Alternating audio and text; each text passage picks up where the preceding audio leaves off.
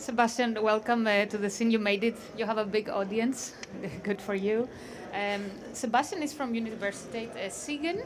For you that don't know, I didn't actually know where it is. It's close to Köln in Germany, and his research is focusing on slight security glazing, so thin and slender security glazing. And then again, following up on the topic of how do we test and validate special glass, specialty glass, or composite glass. He will be talking about thin glass polycarbonate composite panels and how you tested it. So the floor is yours. Thank you. Thank you for your kind introduction of myself.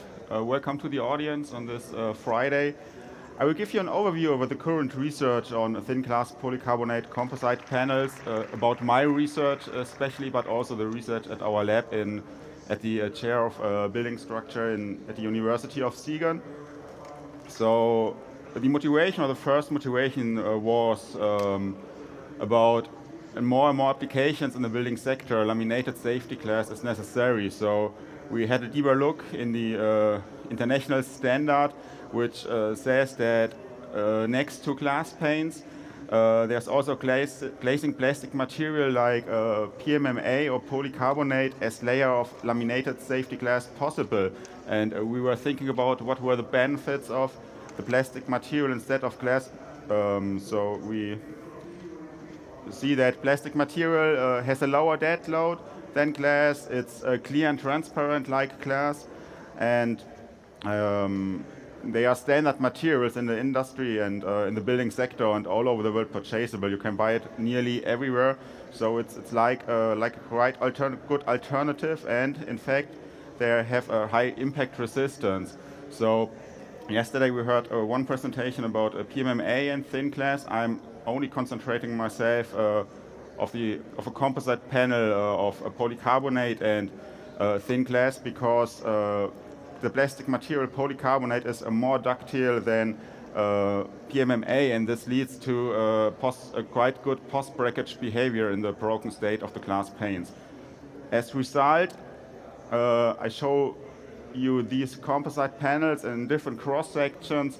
From the left to the right, we have on the left side we have a thin glass, chemically pre-stressed, 0.5 millimeters in thickness on the two outer layers. Doesn't work. And inside it's a polycarbonate sheet. You can see it here. And it is the interlayer is a thermoplastic polyurethane. It is manufactured in a cast resin process. It's a cold manufacturing process, so you don't need to put it into the autoclave. The next three composite panels have thicker glass. So on the right side, or the second on the right, there's an annealed glass with a nominal thickness of 2 millimeter. So these are the specimens I dealt with. And first of all, I said, okay, it's just a composite panel or just a laminate. What do I need for laminated glass? Just for laminated glass, and the international standard gives test methods for the durability, like test at high temperature. I tested it at 100 degrees for 2 hours. A test in humidity, test under the radiation, and I tested several cross sections with 3 specimens at nominal thicknesses between 7 and 10 millimeters. And the result is that there's no appearance of defects in the cross section after the tests. So you can see here one specimen after the tests. There's no delamination, bubbles or blisters. So I can say, yes, that's quite a good laminate. I can use it as laminated glass. But when you're looking deeper in, for example, in the German standard DIN 1801, then we are talking about laminated safety glass, and laminated safety glass has to fulfill more demands, like the passive safety. So I did the bulk drop test and the pendulum test at our lab. These are 2 pictures from our lab. We had the test set up for the bulk drop test and also for the pendulum test in Siegen. And on the left side, I also tested the same, or the same cross sections like I tested before as laminated glass. I tested it in a bulk drop test, and the result was it was no penetration and a low splitter mass falling down from the specimen. So the bonding is quite good. And on the right side, the pendulum test were also done. I did it with for the three heights. Drop heights of the pendulum with nominal thicknesses between 8 and 11 millimeters. And here's also the result that the classification is with a 190 millimeter given. It's for a drop height given. So it conforms to the European standard for a laminated safety class. And like we're a university in Siegen, we also have, in Germany, we also have to consider the German regulations. It has to fulfill the drop height of 450 millimeters to be used in the building sector in Germany, and that also fits quite good. So I said, or I could prove that the composite panel is a laminated safety class, but as I said before, or one slide or two slides before, it has to fulfill also the quite a good post-breakage behavior. So I did several test methods in the intact state and the destroyed state with a 4-point banding test. Also with 6 different cross sections between nominal thicknesses from 10.0 millimeter to 20 millimeter. And I measured the deformation in the middle of the beam and also the strains and at each interlayer or each layer of the composite panel. So I had a lot of results, but let me summarize it. When I am using it as a horizontal glazing, there are large deformations under small loads. You see it on the left side. It was a composite panel of a thickness of 20 millimeters and a very small load. And on the right side, we see the post-breakage behavior after doing the structural behavior in the intact state. It breaks, and then I systematically crushed it so that I can compare the results to each other. And you see here a really great deformation, more than 100 millimeters. So this leads to think about, okay, we have a composite panel, it's a laminated safety class, but the deformation is very high. Where can I use it in the building sector? And this leads to an application as vertical glazing, not as horizontal or going on glazing, just for vertical glazing in a facade in a building envelope. And I said it's produced in a manufacturing process, in a resin process. So maybe the cost might be higher. And now, as alternative to laminated safety glass, it's lighter and lightweighter. But what are more functions which can fulfill the composite panel? So first of all, we did a small research on which further properties should a material in the building envelope fulfill. And then what are the benefits of this thin glass polycarbonate composite panel related to these demands? So in 1981, Mike Davis gave a vision of a wall for all seasons, like a polyvalent wall, an intelligent facade, with self-adjustable functions between two glass panes. And so he described his concept like the functions which should be given, like the weather protection, heat protection, sun, noise and fire protection, and there should be possibilities for design, energy, media and security. And this is these are further properties I also analyzed in the cross section. So on this slide we see just a glass, I call it glass laminate. It's a laminated safety glass, in fact. And on the right side I have my thin glass polycarbonate composite panel as laminated safety glass. And on the slide before we saw some functions which has to fulfill. And first of all, I said it on the first or second slide, the polycarbonate is very impact resistant. So this leads to think about a resistance, for example, against a manual attack. And so I tested a resistance classes P1A to P8B for impact resistant glazing and a burglary resistant glazing. And finally, I had two cross sections as option for a P6B resistant glass against manual attack. It's like the lowest burglary resistant glass, and specimens with nominal thicknesses of 10.7 millimeter up to 12 millimeter can fulfill this. But if you have a deeper insight into the test procedure and the needed on the market, then maybe it might be better to look what is the highest resistant class and what is the minimal cross section I can reach with this composite panel. And so the minimal nominal thicknesses I tested were 70.7 millimeters for the P8B, and it is in fact, we saw it on the slide before. There's this thick security glazing which is made of glass, and the thin glass polycarbonate composite panel. They have the same resistance classes, and this the thinnest cross section of 70.7 millimeter for the resistance class P8B against manual attack was primarily presented at the GlassTech 2018 in Düsseldorf, Germany.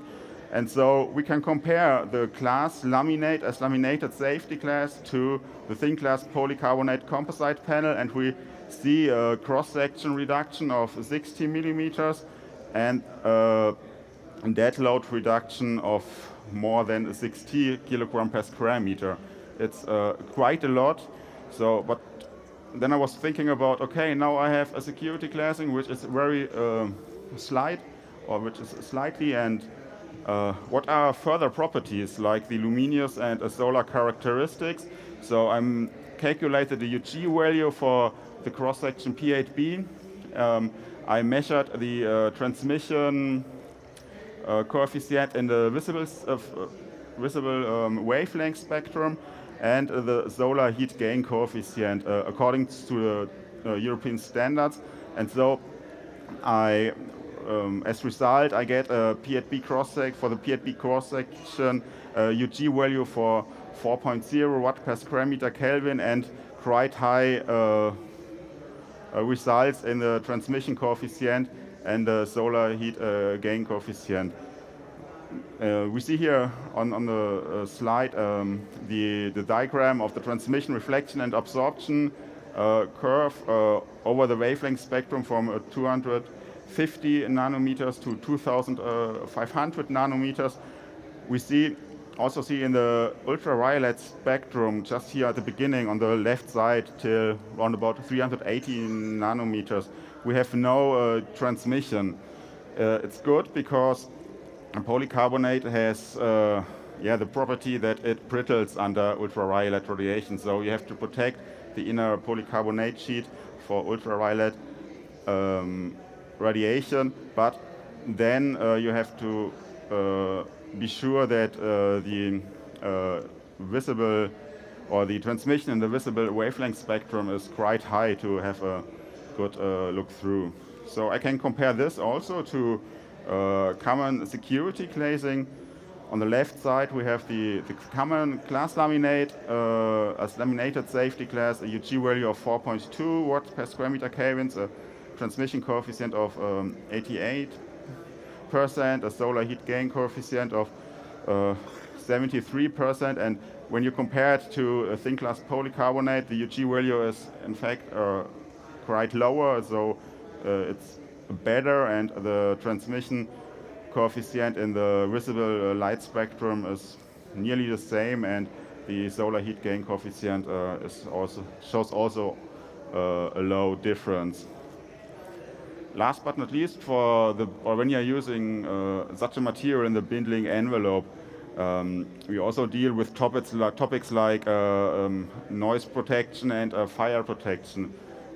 And so I measured the airborne sound insulation coefficient with 41 decibel, and I tested the composite panel for the fire classification, and it figured out that fire classification B2, according to the German standard, is given. It's normally flammable, normal and flammable.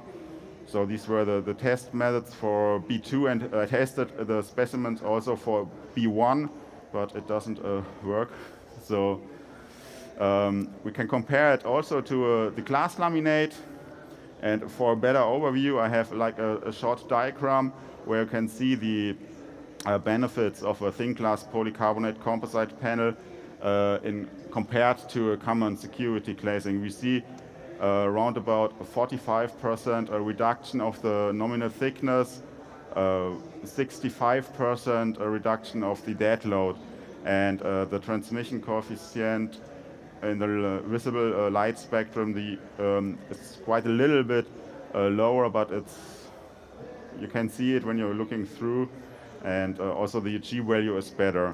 This leads to the conclusion for a thin glass polycarbonate composite panel as a single glazing that the tests for laminated safety glass, laminated safety glass, and security glass glazing are fulfilled. There are quite good results. I did analysis on the structure behavior in the intact and destroyed stage with a given post-breakage behavior. I published it on other papers, so it's not the main focus here.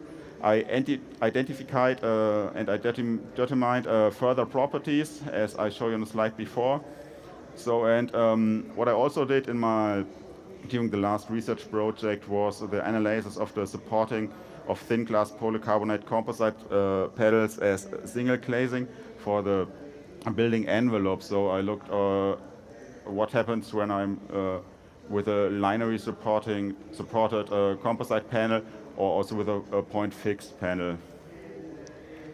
The further research at our lab in Siegen deals with the integration in triple glazing. So one colleague of me did this research project, and the goal was also to have high insulated triple glazing with a high resistant class P8B against manual attack, and she found out that the nominal thickness was only 52 millimeters with a dead load of 45 kilogram per square meter.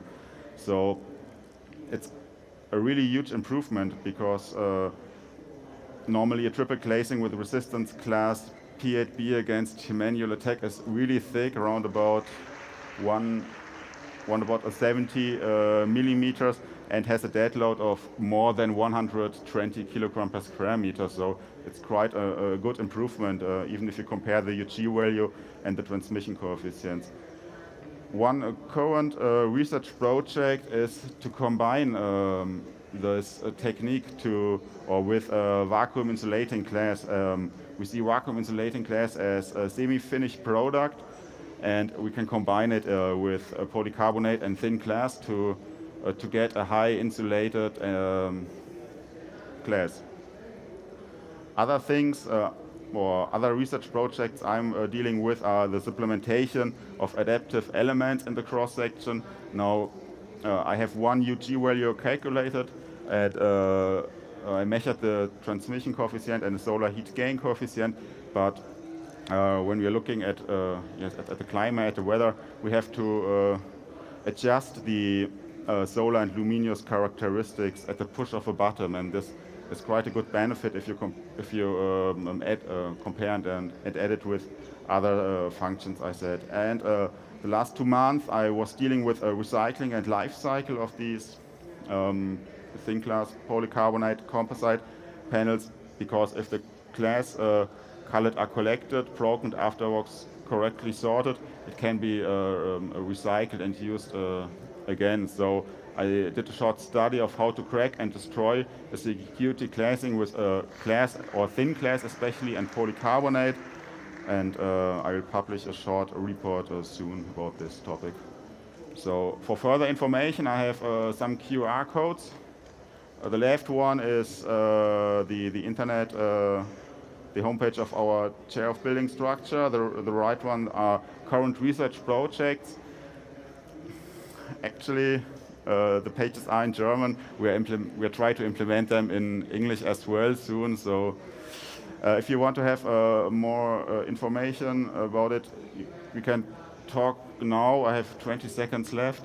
Or in the coffee break, you also can find me under my ORCID ID. So you can text me or write me over ORCID, LinkedIn, or Xing. Last but not least, I would say thank you to the founders. These were results of a research project at the Forschungsinitiative Zukunft Bau, which was founded by the Bundesministerium in Germany, and a special thanks to our project, or to my project partner Silatech in Frankfurt. And then thank you for your attention, and I'm available for questions.